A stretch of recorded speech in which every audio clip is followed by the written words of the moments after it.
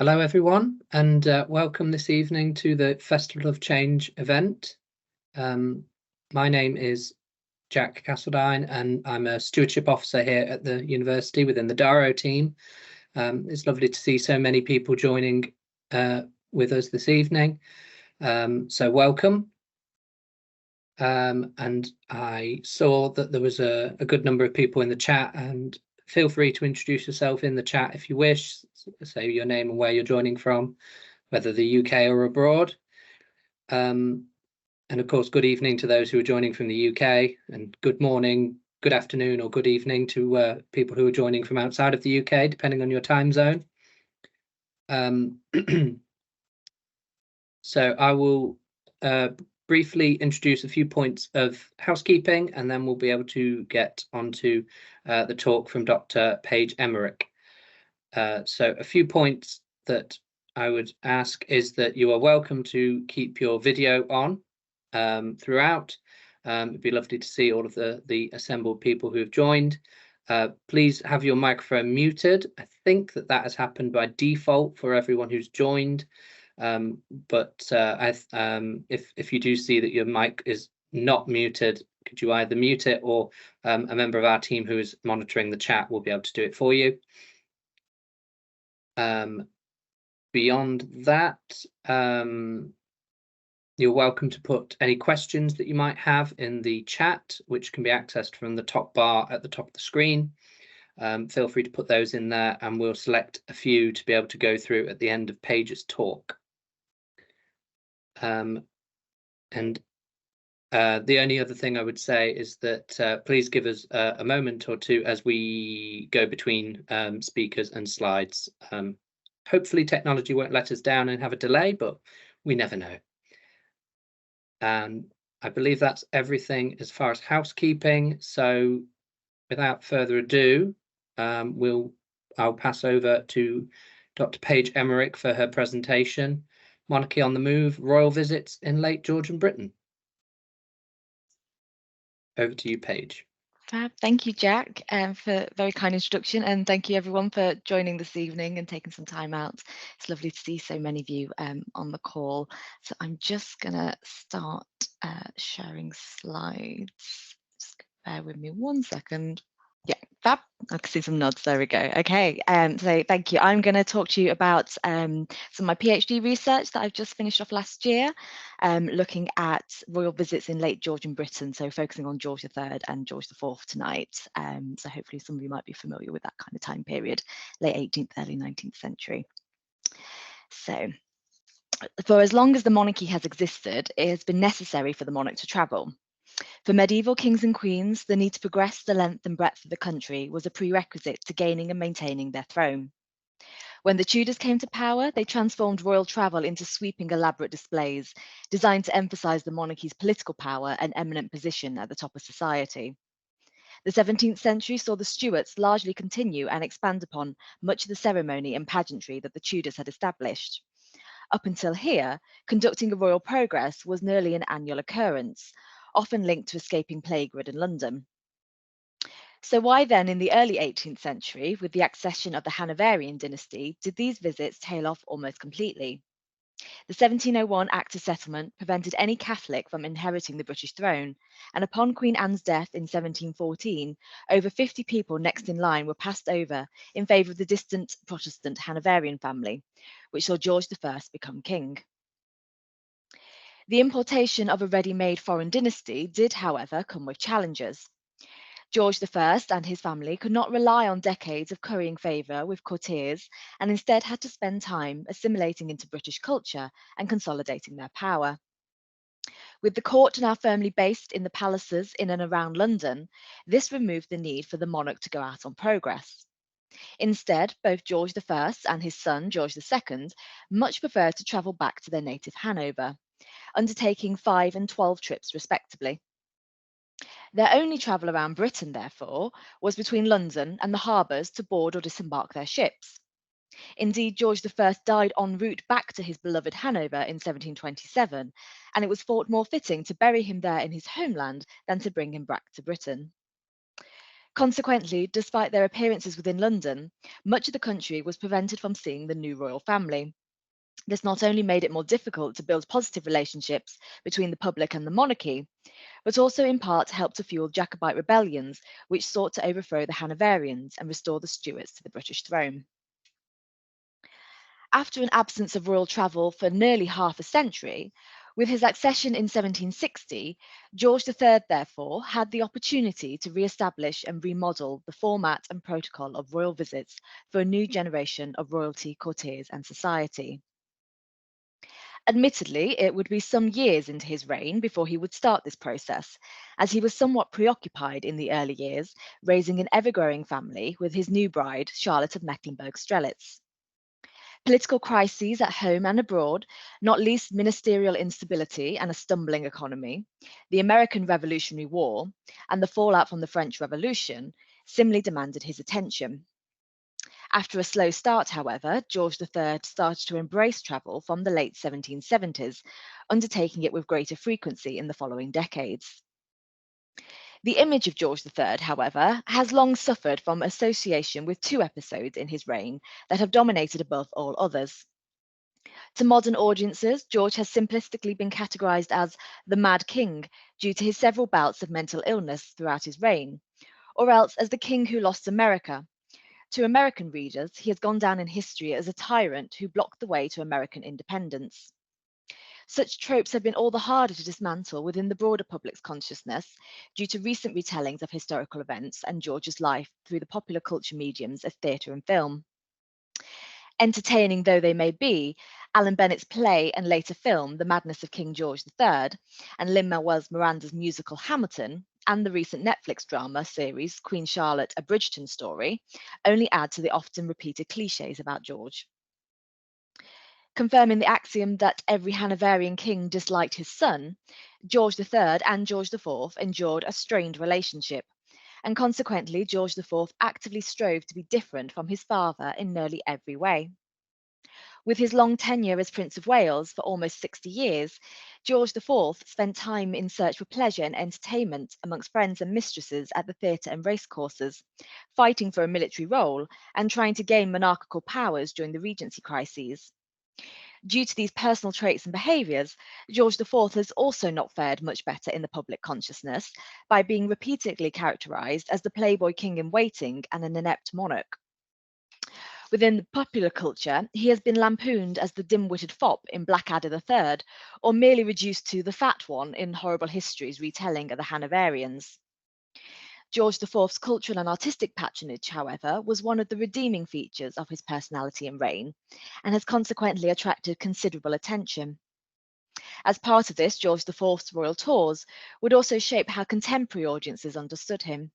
He would go on to expand upon his father's visits by travelling more frequently across greater distances, as well as later reintroducing the state visit. In doing so, he added his own personal touches to the way in which these occasions were conducted, and which heavily contrasted to his father's style. To give some context to the changes in royal travel in the 18th century, I'll firstly outline the geographical range of George III and George IV's royal trips, highlighting some of the key places they stayed and logistical challenges involved in arranging or hosting a visit, before going on to explain how these visits helped to shape the public perception of the two kings' differing personalities. For George III, travelling with his wife and children and staying in more private accommodation would signal his domesticity and family values. For George IV, on the other hand, his pursuit for entertainment and desire to socialise with the aristocracy would mark him as a pleasure-seeking prince. Deciding where to visit was the first step in planning any royal trip, but the geographical range of George III and George IV's travels varied considerably. So on this map, you'll get George IV's visits are in green, and you'll see he goes a lot further north than his father. George III's are in purple and stays mostly around the south and southwest coast. And those in blue are locations where they both visited, sometimes on the same occasion, sometimes at different times of year. So despite a clear, long-lasting fascination with British geography and topography, that is evident from his extensive map and print collection, nowadays stored in the British Library, the scope of George III's travel was limited. Military and naval obligations during the first 20 years of his reign kept George III predominantly rooted in the home counties and along the south coast, with two notable naval reviews at Portsmouth Dockyard in 1773 and 1778. A smattering of social calls led to a 5-day progress to Winchester and Salisbury in 1778, and two trips to Oxford in 1785 and 86 to visit Blenheim Palace, Newnham House, and tour the university. George III's rare public appearances in his early reign caused concern for Hans Stanley, Governor of the Isle of Wight and MP for Southampton, who remarked that, as he has lived so much in retirement, I thought he would have been embarrassed and reserved in so large a company. From the late 1780s, however, George III's quest for better health saw him travel to the West Country, with a notable visit to Cheltenham, Worcester and Gloucester in 1788 to drink the spa waters. Between 1789 and 1805, Weymouth would become the King's preferred holiday destination, setting up a home away from home at Gloucester Lodge on the seafront, providing him with a prime location to sea bathe and stroll along the esplanade. George's affection for Weymouth is evident in his choice to visit the town a total of 14 times in 16 years. Indeed, it was his poor health and deteriorating eyesight which prevented George from undertaking a wider tour in 1805 through the Midlands, taking in Oxford, Birmingham, Warwick, Bath, Cheltenham and Worcester, and instead forced him to divert directly to Weymouth for his much-needed sea bathing. It was through the uptake of travel that George was able to transform these views of his resident personality by being seen mingling with the public in town, along the beach and at the theatre, allowing the press to easily comment on the king's behaviour and assign him a new domestic and supposedly private persona. In contrast with less royal responsibility, as Prince of Wales, George IV had more time for leisure pursuits and to travel greater distances across the country. George IV's determination to seek alternative locations to his father saw him drink the waters in Bath and build his lavish pavilion in Brighton as his preferred seaside escape. Outside the need to travel for his health, George IV's tours of England would cover large swathes of the Midlands and the North, and once king, he would extend his travel outside of England with historic state visits to Ireland, Hanover and Scotland. Once the purpose and location of the visit were settled upon, the next challenge was to arrange how to get there. It might be expected that the transport would be overseen by the royal household, who had traditionally been responsible for planning royal visits. Memoranda in George III's handwriting, however, suggest that this was something he personally oversaw. A combination of his love of horses and riding, his intimate knowledge of his household staff, his fascination with travel, and his micromanaging inclinations meant that he wished to be involved directly in the preparation for his trips. Notes for some of his earlier visits to Portsmouth in 1773 and Cheltenham in 1788 show that George was working out the dates and routes for the journey, the distance between milestone markers, how long each leg would take to travel, and which servants and horses to send out ahead of his departure from Windsor. An equally detailed account of the horses, carriages, and servants required for the 1788 trip to Portsmouth also exists in the King's correspondence in the royal household, in the royal archives, in an unidentified handwriting, further suggesting that George was signing off these procedures before the visit could go ahead. Whether these examples were exceptions due to a level of personal excitement at some of his early naval reviews and one of his first private trips, or whether George prepared similar calculations for each of his visits is unclear, as other examples do not survive. The fragmentary quality of the notes suggests that it's likely such memos would have usually been destroyed after use, and therefore, coupled with his penchant for planning, it is perhaps not inconceivable that this was a regular activity for the king, and one in which he presumably found satisfaction or tranquility.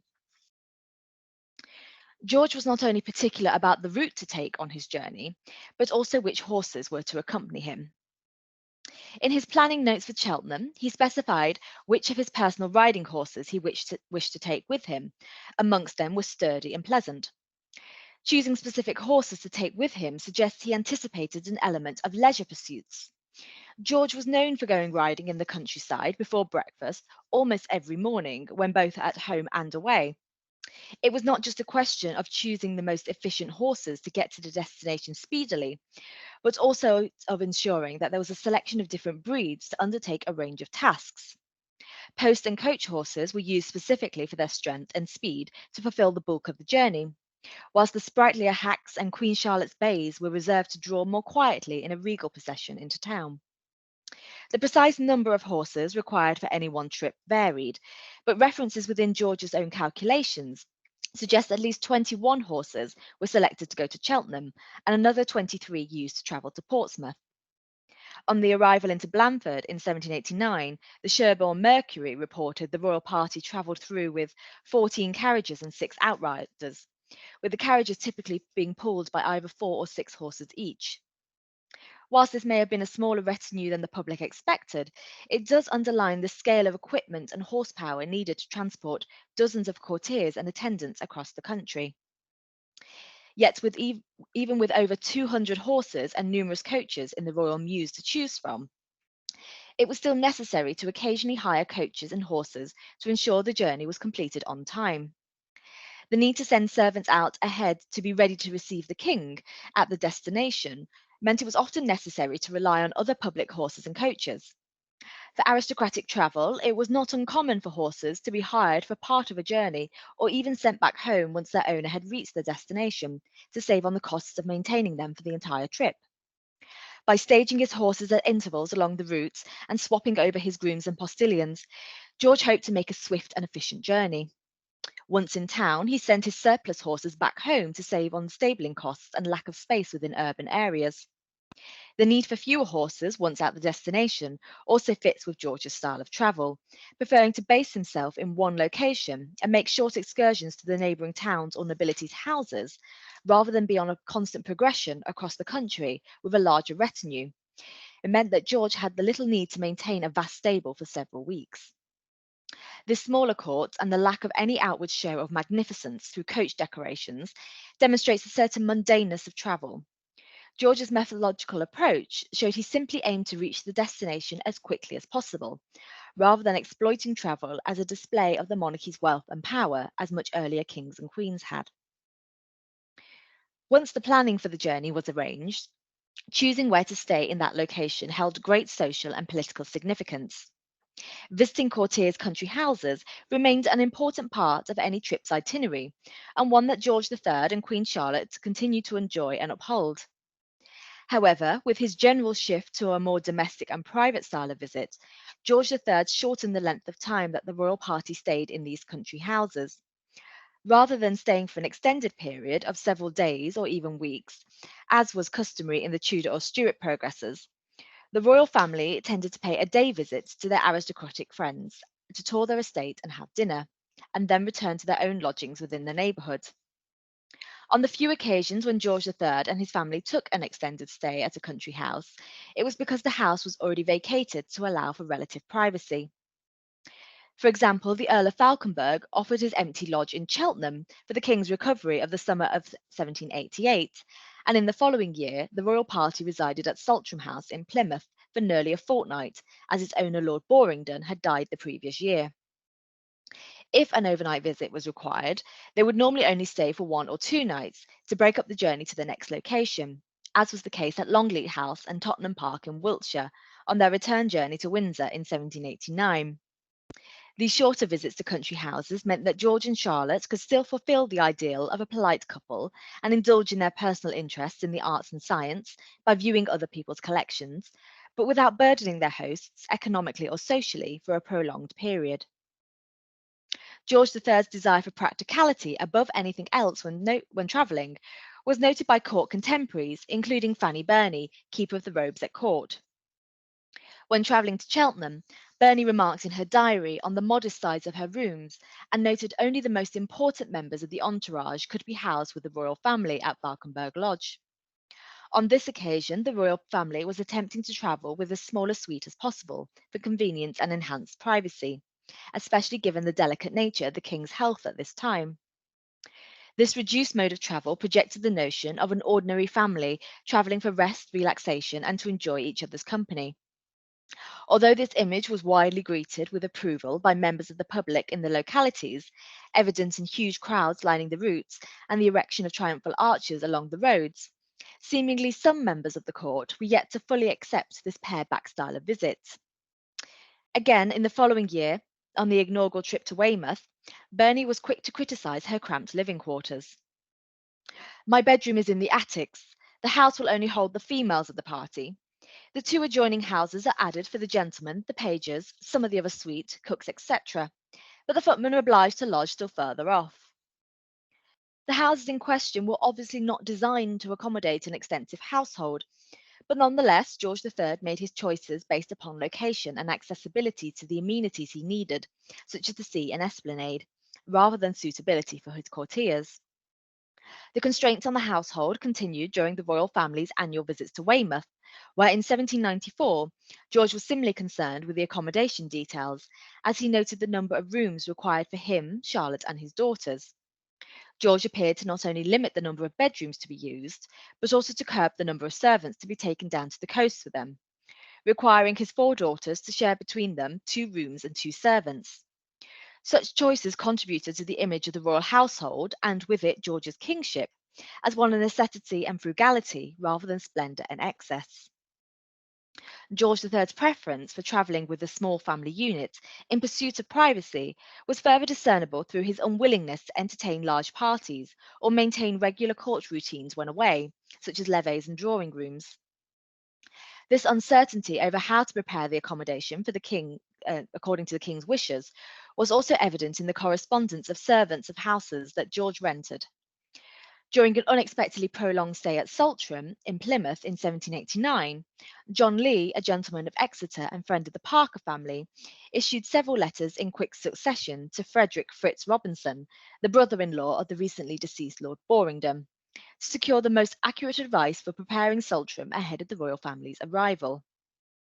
These letters highlight how quickly the plans for the route and scheduled events shifted even after the royal party had set off. But they also underline George's desire for privacy and domesticity. The wine order had to be cancelled, as there was no occasion for entertaining. Merely a daily bottle of port was required for the king. And likewise, the venison order was reduced, with guidance being sought for what should be done with the remainders. No public levee was to be held, and regardless of rank, those persons who had requested to meet the king at Saltram were rejected, except for the lucky few permitted to talk to him on the steps or before the house, and very shortly, and none without necessary business. After complying with the public events in Exeter, with tours of the cathedral and addresses from the corporation, George was seeking a heightened level of privacy. The extension of what was only supposed to be a few nights' stay at Saltram into a fortnight retreat demonstrates that when George found a means of securing solitude away from his kingly duties, he clung to it. George was attempting the near impossible task of separating the official and private roles of kingship on his travels, but as an accidental consequence, his retreat into privacy advocated domesticity as his signature style of kingship to a wider provincial audience. In reaction against his parents' example of frugality when travelling, George IV preferred to lodge in much grander comfort than small empty townhouses, and sought companionship and entertainment wherever he went. George's prolonged status as prince rather than reigning monarch meant he had more time available to travel and could easily move away from the seat of power in London and Windsor, as he was not required to be constantly on hand for parliamentary issues. Improvements in transport infrastructure, such as smoother travel due to turnpike roads, decreased journey times, and better vehicles and horses, also meant that George IV could afford to travel merely for the enjoyment of it. In contrast to his father's more private style of visits, George IV was, in effect, reverting back to a more typical Tudor or Stuart style of progress by slowly touring his way through the counties on a strategic route to reside at his aristocratic friends' country houses. For those on the receiving end of a royal visit, preparing to formally welcome their illustrious guests and ensure their comfort and happiness throughout their stay, whether merely an overnight stop or for several weeks, was by no means an easy task. The subject of preparing the venue arose repeatedly throughout the organisers' correspondence, underlining the magnitude of the task and the priority given to it. The desire of hosts to ensure that everything was perfect for their royal guests had the dual benefit of beautifying their homes, as well as catering for the comfort of the royal persons. Illustrating this point is George IV's visit as Prince Regent to Buckton Palace in Cambridgeshire in January 1814 to see George Prettyman Tomlin, Bishop of Lincoln, and his wife Elizabeth. The Tomlins' collection of correspondence reveals a surprising number of considerations that private individuals had to weigh up ahead of a royal visit. The bundle of correspondence covers messages from the Bishop and Lords, selecting the date of the visit and arranging for the loyal addresses from the Huntingdon Corporation to be delivered. More revealing, though, is the highly detailed correspondence from Elizabeth Tomlin to her sister, highlighting her involvement in the planning of the visit. Although often difficult to read in places due to the cramped handwriting, there's a fluidity and energy in Tomlin's writing that immediately captures her thoughts and feelings about the event and the process leading up to it. Amongst the documents are several draft notes for detailing the plan for dinner regarding how the table should be laid, the seating of the guests, which servants should be present, menu choices, the sleeping arrangements across the household, where lighting should be placed throughout the grounds and house, a list of questions to clarify to ask about the best etiquette, and 5 pencil sketches of the state bed commissioned for different angles. Perhaps most detailed of all is the 21-page letter to his sister, Harriet Maltby, describing the royal visit from when they were first approached to all the arrangements she undertook. The lengths Tomlin went to make to her home for this one evening are best captured in the single paragraph, with her own emphasis included. I had therefore only a week for preparation, and it was necessary to whitewash and paper the prince's apartment, and to put up a new bed, etc. And it was chance that the new drawing room furniture was not nearly completed. Not daring to trust Grifton or any other London upholder for fear of a disappointment, I consulted a carpenter, whether they thought a dome bedstead and a crimson cloth bed with drapery, etc., according to a drawing I made, could be made up with the assistance of a needleworker from the village in time. Here, Tomlin was taking advantage of the occasion of George's stay to create the opportunity to redecorate and refurnish several rooms in her house, and from the wording of her letter, she expected only the best craftsmen to complete the job. The list of improvements covered the practicalities, such as better lighting inside the house and along the driveway, new carpets, wallpaper, drapery, and drawing room furniture, as well as a thorough clean of the place. For more aesthetically pleasing alterations, Tomlin was not afraid to make the obvious expressions of loyalty to the monarchy by commissioning a new state bed, emblazoned with GPR, standing for George Prince Regent, in gold and bedecking her house in crimson cloth. Whilst the cost of this specific bed was not recorded, others created around the time show a vast range of expenses that the nobility were willing to pay to satisfy royalty. In the hopes that George III and Queen Charlotte would stay at Audley End in Essex, a visit that appeared to be cancelled at short notice, Sir John Griffin paid £400 for a state bed, plus additional expenses for the coverings for it and redecorating the state apartments. For their stay in 1789 at Tottenham Park in Wiltshire, the Earl of Aylesbury was rumoured to have spent £900 on a bed, whilst in 1806 the Earl of Derby and the Marquess of Stafford were reported by the newspapers to have respectively spent an eye-watering £2,000 and £2,300 on a state bed for the Prince of Wales at their country homes. The commissioning of a new state bed and the excessive use of crimson material, all for the trouble of a single night, built upon the long-standing traditions of welcoming royal visitors in a ceremonial manner. Owning a state bed reveals the upper class's desire to showcase their family dynasty, social standing, and relationship to the monarchy to their friends and neighbours. Tomlin's high standards, therefore, have the joint benefit of, in the immediate term, ensuring Georgia's physical comfort in her home with new furnishings, and in the longer term, creating a sociable and even fashionable space for her guests to be entertained in. The knowledge that Buckingham Palace had hosted royalty conferred a new status upon both the resident and the Tomlin family, and was something that brought with it not just social gain, but held a personal and emotional significance too. For Tomlin, the stress of arrangements was worth the beneficial outcomes. In her letter to her sister about the royal visit, Tomlin boasted that, in short, I arranged everything, as well as I was able. Tomlin's pride at pulling off a successful royal visit was further accentuated when she noted to her sister that the prince had commented, "Nothing can be more comfortable. You have been very good to me, and I feel myself much indebted to your most kind and obliging attention." The accomplishment of making royalty comfortable and to have received direct verbal praise was the pinnacle of achievement. Indeed, Tomlin's long letter to her sister can be seen in the context of not only an explanation of her recent organising endeavours, but also as a mechanism to boast about the success she had had. In the opening line of her letter, Tomlin requested to her sister to return this letter to me to be lodged in the family archives. It was common practice to pass letters between family members, read them aloud to the room, and, where necessary, return them to the sender. Here, royal gossip, especially when it came from a first-hand account, was used as an official written confirmation of status and a commodity to be exchanged within close social circles. Continuing his quest for comfort and pursuit for pleasure, invitations to parties gave George IV a purpose to travel. Despite her fear that such an invitation might be improper, Mary Isabella, Dowager Duchess of Rutland, invited George to her son's 21st birthday party on the 4th of January 1799 at Belvoir Castle near Grantham.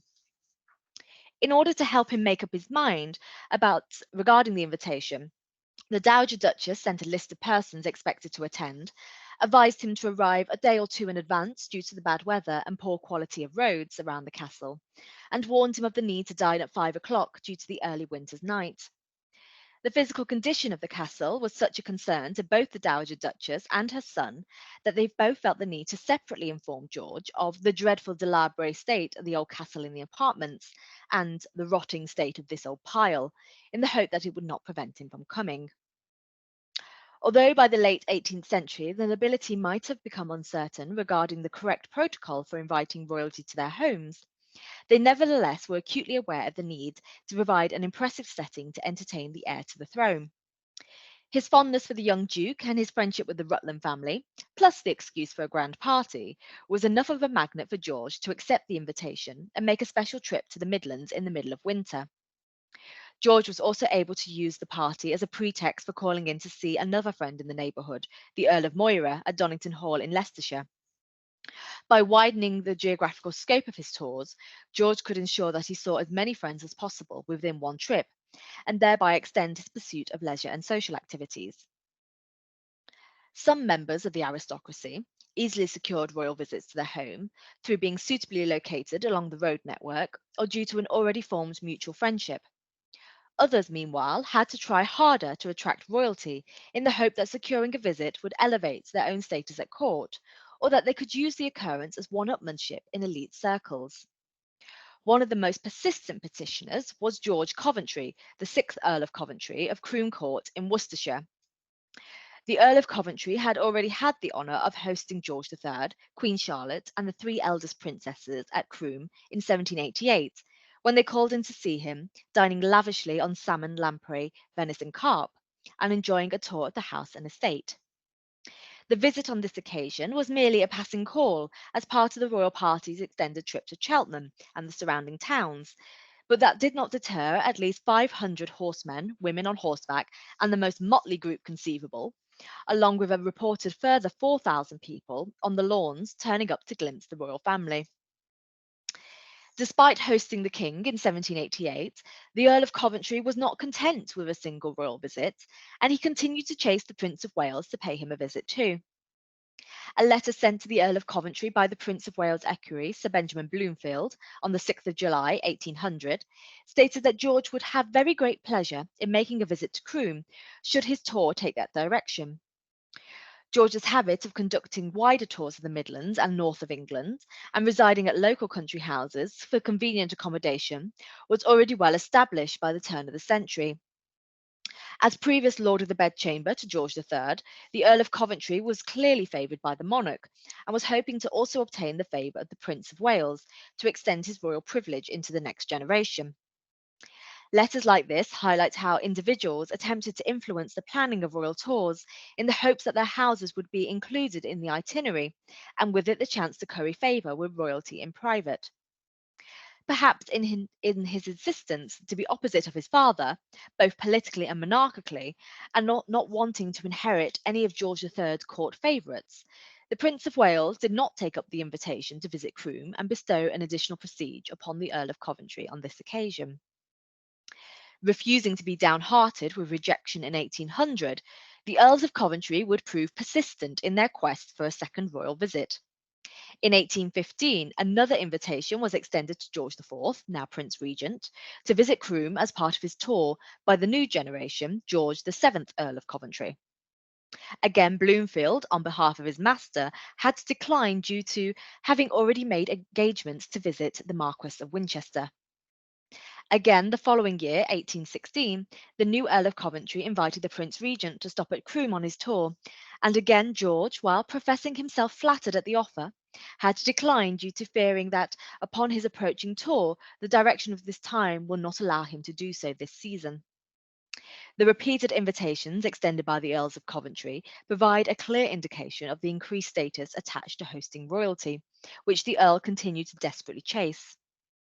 George IV's personal approach and his well-known penchant for parties and socialising amongst court circles meant the aristocracy felt they could petition him directly to offer up their homes. If successful, the hosts in question would be able to secure current royal favour, which in turn would open up opportunities for increased social status and patronage both in political and court circles. By targeting George IV, when still prince, with these invitations, it was hoped that it would build an enduring relationship that would prove useful in later years when he finally succeeded as king. His pursuit for pleasure continued during George IV's kingship. By the 1820s, it is evident that George, as a newly crowned king, wanted to make an extravagant impression upon the provenances and clearly outline his personality and a new style of reign by doing so. It has been argued that George IV was a natural showman and that his love of pageantry and spectacle was his way of communicating with the public in hopes to foster support from them.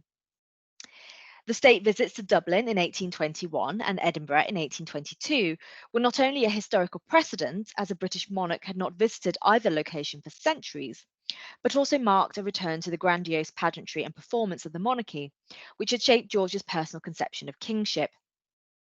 Each city became swept up in the planning for the visit, drawing upon historical precedents to shape the itineraries and decorations and to showcase their respective national identities.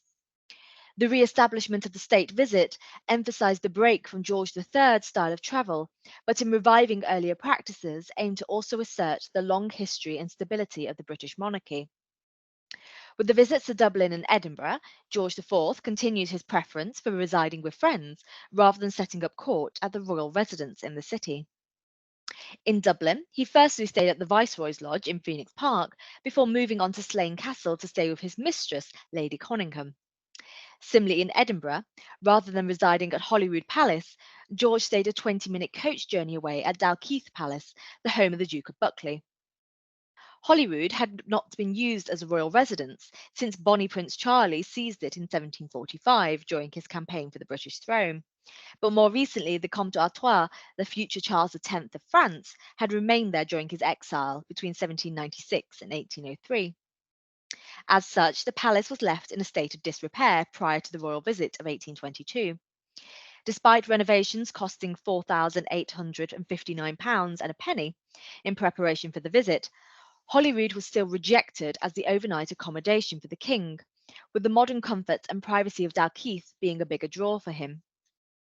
This decision drew criticism from some members of the nobility, including the Duke of Atholl, who believed such actions undermined the purpose of the trip by stating, "It makes the king's visit less, not more than a visit, his residence being 7 miles off, rather than in the palace of Scottish kings, and his appearances cannot be half so frequent." In fact, during a fortnight's stay in Edinburgh, George only spent around 30 hours in public and spent the rest of his time being entertained in private by various Scottish nobles. With such a monumental visit in Scottish history, there was a precedent and expectation for royalty to stay in the heart of the city, allowing themselves to be seen regularly by the local inhabitants and those who had travelled especially for the occasion. As his father had been frequently seen mingling with the local community on his visits to Cheltenham and Weymouth, there had become a precedent for the monarch to be seen by and to interact with the public on their tours. George IV's shift in this projection of kingship and his desire for increased seclusion whilst on a state visit did not match what the nobility and the wider public expected, and ran the risk of disappointing them. In conclusion, George III's preference for less spacious accommodation, as well as travelling with as few courtiers as possible, indicated a domestic approach to kingship, stemming from a more subdued lifestyle, a desire to spend time with his wife and children, and a wish for greater privacy when travelling. Rather than being a conscious strategic manoeuvre to promote his taste for domesticity, evidence of George's input when planning his visits indicate that this decision-making stemmed from his personal inclinations and logical approach to travel. The level of personal organisation indicated that George was basing his decisions upon medical advice and that of his friends with knowledge of the local amenities. Due to the reasoning behind his need for travel, bringing his immediate family along with him, his preference for homely accommodation, and his refusal to maintain court routines when away, meant that George III projected an image of domesticity. As such, the press and public formed a notion of the king as a domestic figure who revelled in the ordinariness of engaging in local activities and communicating with the local inhabitants. In contrast, George IV's style of kingship was formed in opposition to his father's domestic approach, and hence took on a grandiose quality, echoing the pageantry of the medieval period in which he was often inspired by. His father's longevity meant that George IV had a prolonged incumbency as Prince of Wales, and hence he perpetually maintained in the mindset of a libertine heir, never holding responsibility for being the moral figurehead of the nation, and instead having the freedom to enjoy his own whims and expenses. Regardless of the detrimental impact that his private life had on his popularity, through utilising travel, George IV was able to craft a different public persona for himself. With the freedom to build up an aristocratic network of friends and leisure time to indulge more frequently in visits around Britain, George IV was able to project an image of kingship of pleasure and decadence. Regardless of how the two monarchs perceived themselves and their role, how this was conveyed to those close to them and the wider public was a different matter. The writings of courtiers living with and travelling alongside the royal family demonstrate a multitude of different opinions of kingship, ranging from criticism of too much simplicity to concern about not enough pageantry to requests for royal favours. Whatever their opinions, however, very few courtiers seem to have been able to exert any influence over monarchs regarding their travel arrangements, and both George III and George IV continued to plan their royal visits around their own preferences and convenience. Thank you. It was only a matter of time before I tried to speak with my mic muted. Thank you very much, Paige, for that talk. That was very interesting, and it's very interesting to see the duality of the two different personalities showing through in the way that their kingship took place between the two Georges, and probably something that we can reflect on for any sort of pair of leaders or pair of prime ministers or whatever, and that their personality will change how they approach the role that they've got. We have got a few questions that have come in that we'll be able to share. If anyone in the chat does have any other questions, feel free to add those to the chat, or I believe there's been a Q&A thread created that you may be able to access, but otherwise just put your questions in the chat. My first question was, and this was something that I didn't really do in the introduction, I didn't really go into your background page in terms of your role at the university and how you got interested in this topic. So I wondered if you could just share a couple of lines about that. Yeah, of course. So I think the 18th century monarchy is something I've found myself like always kind of being drawn to in my research. I think from school it was always Tudors and World War One, World War Two. So I think I was then seeking an outlet to study something else. And for my undergrad, I started looking at queenship in this period. So I was quite interested in Queen Adelaide in particular, who is William IV's wife, aunt of Queen Victoria. So she's often quite forgotten about. So I looked at her, Queen Charlotte, who's George III's wife, and Queen Caroline, who's George IV's wife, and compared their styles of queenship and their public and private roles as that. And then for my master's, sort of stemming from that, I then looked at royal funerals in this period, so particularly in the early 19th century, and sort of the ceremony and pageantry that go with them. So you get a spate of 20 years where a lot of members of the royal family all die off in the same period. You also get Princess Charlotte, who's George III's granddaughter, who dies quite tragically in childbirth, age 21, with the heir to the throne, and causes a big heir crisis. It's sort of the 19th century Diana of her day in a way, about the mass outpouring of mourning in many ways. And so I think sort of royal visits then sort of stemmed from that as sort of another form of how ceremony is being done, the personalities of kingship, and how sort of that interaction between the public and monarchy is always what I felt quite find quite fascinating, and how monarchy feels such a central position of British identity, particularly in this period. But how are people actually engaging with it, and on what level, in a positive or negative way? So yeah, that's sort of that's my thread of research over the last probably decade now. Thank you, Paige. And I can see how you would kind of go from tapering from a broad sort of approach to the history of this area, and then really go down a rabbit hole to where you ended up with the stuff about the royals of this period. We've got another question, which was around all of the different houses that you've talked about that the two Georges visited over time. I was quite excited. I think even you mentioned Donington Hall at one point with George IV, which I've got personal interest in because that's right where I live. But I was going to ask, oh, well, first of all, you showed a picture of the Brighton Pavilion. I presume that's not coincidence that looks a lot like the Taj Mahal. No. So George IV gets so that is built by George IV, and that is so. It's sort of a little tangent in my research. I don't look at it in an awful lot of detail. I sort of half discount it as a royal visit because it basically becomes a second royal palace, because George IV basically sets up a home away from home, and he's back and forth, many times in the year, almost too many to track really. So it becomes a place where he escapes from royal duties and responsibilities, a place that he sets his mistresses up. He spends 20, 30 years building this extravagant palace by John Nash. He gets particularly interested in Indian and also sort of Asian in general decorations. So it's a place unvisited, but it's definitely a mixed match of sort of lots of Chinese chinoiserie wallpapers and decorations, and then this beautiful Indian architecture on the outside.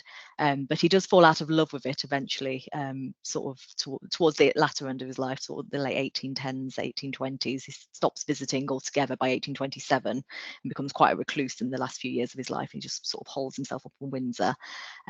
But yes, it's definitely a very distinctly George IV building. And I think even in the architecture, the ones they don't build, but the places they're visiting, there seems to be quite a distinct George III picking quite plain townhouses, not, very Georgian sash windows, and George IV definitely choosing grandiose castles and things with a lot more sort of exciting features to them, I think.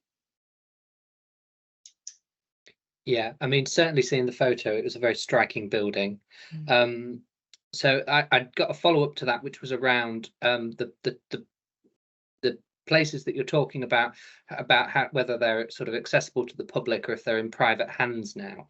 But I think I'll pair that with a question that's in the chat, which was talking about sources that you used, and particularly getting access to courtiers' correspondence. I presume, like, if certain properties like that have become I can't think what the word is, but they're open to the public, that's probably accessible more easily versus if it's in private hands. Yes, so I think so. Taking those points separately, so the houses, they're all a mix really. So there's a lot still in private ownership, but are accessible to the public. So Brighton is owned by a trust. Croom and Saltram are both owned by the National Trust. Places like Belvoir Castle, they're still owned by the family, but they open for a season for the public to visit. So most of them are still there, but yeah, some are still a private family home that people can't visit. Some don't exist anymore. Some have been knocked down or destroyed. So it is really a broad mix about them, but it is quite nice to plot them and sort of find photos at least, and where they've had how they've changed over the years. So then linking to sort of the second point about source questions, and particularly courtiers' sources and their diaries and letters.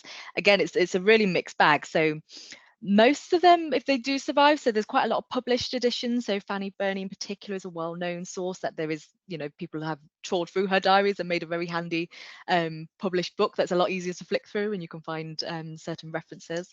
But things like the Saltram letters, so Saltram letters were actually up in Bedford because of where the family branched off from who owned it. So you often find that courtiers' correspondences generally tend to be in local county archives these days if they do survive.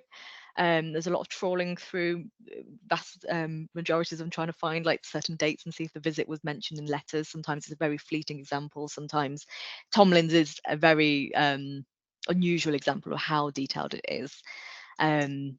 But yeah, it's definitely a mixed bag. Some don't exist at all. Some I have reached out to private individuals and families, but yeah, most of my research involved local county archives and following up, so trying to find if there was account books that don't survive very often, letters and diaries.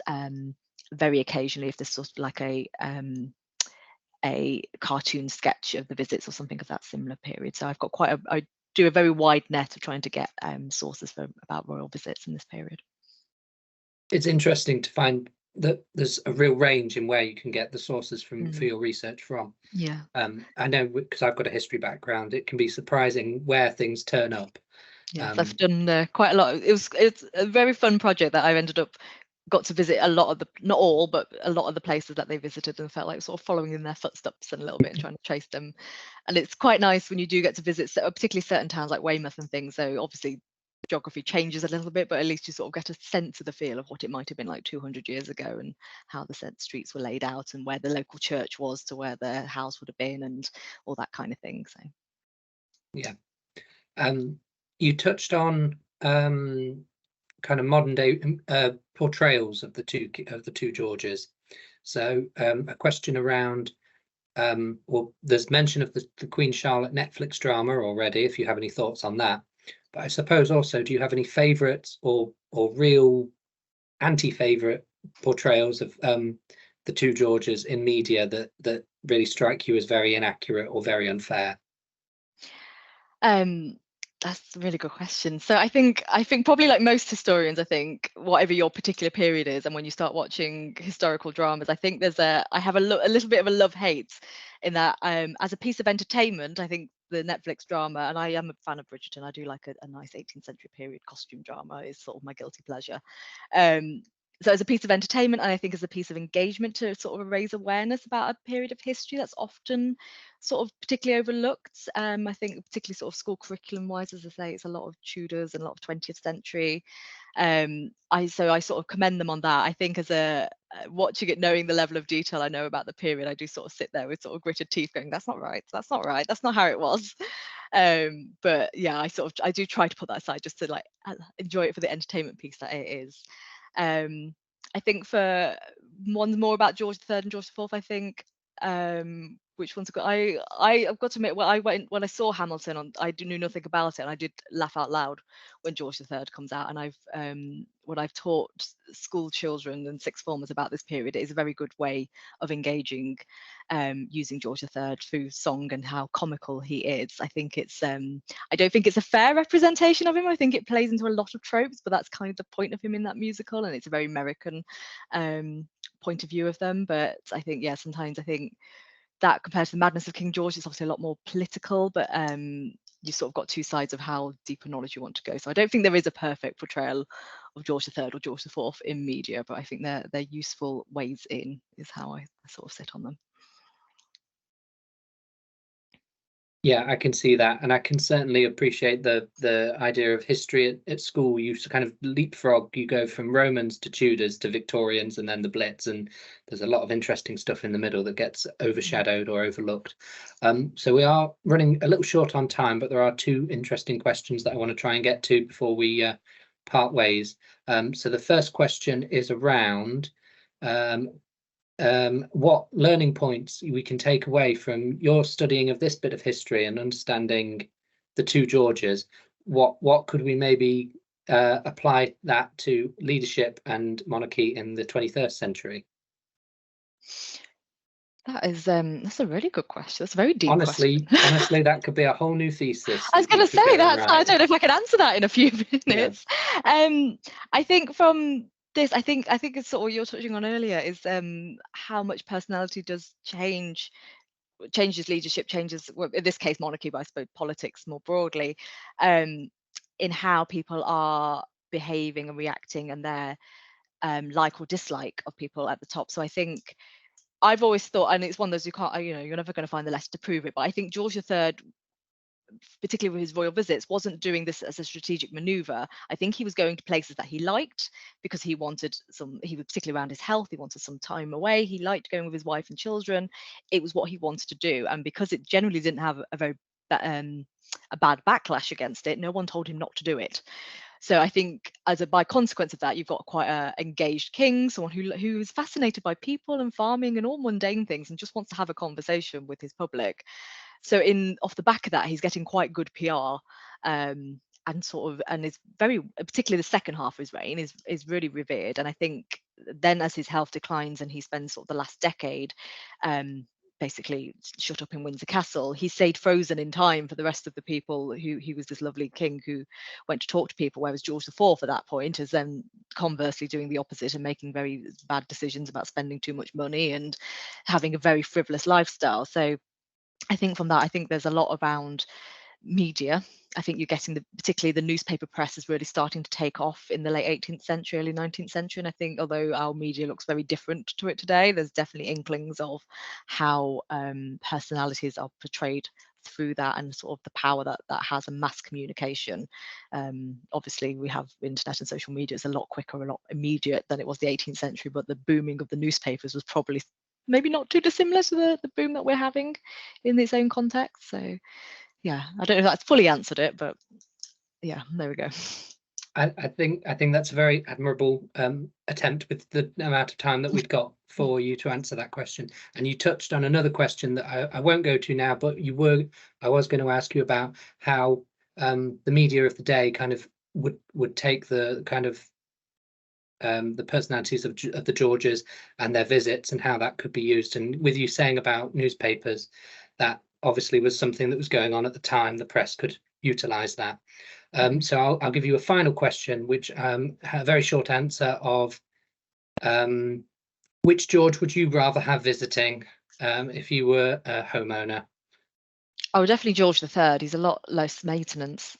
He's only going to pop in for a little bit, and you don't need to redo your entire house to keep him entertained. And he's not going to be there for weeks on end racking up your bills. So yeah, he'll just pop round for tea, and then he'll go back home again. I thought that was what you were going to say, but yeah, that's very good. Well, thank you very much, Paige, for your talk and for answering some of the questions. So I will just wrap up very quickly. Apologies to the audience that we have overrun ever so slightly, but I hope you've found it enjoyable nonetheless. So thank you, Paige, for your wonderful presentation and for answering some of our questions. I would say that in the chat we have a feedback form. So if you would like to feedback on this talk, you can do so. And that will help us to improve other talks that are going forward in this series and others. And otherwise, I hope you have a very pleasant evening, afternoon, morning, or whatever it is where you are.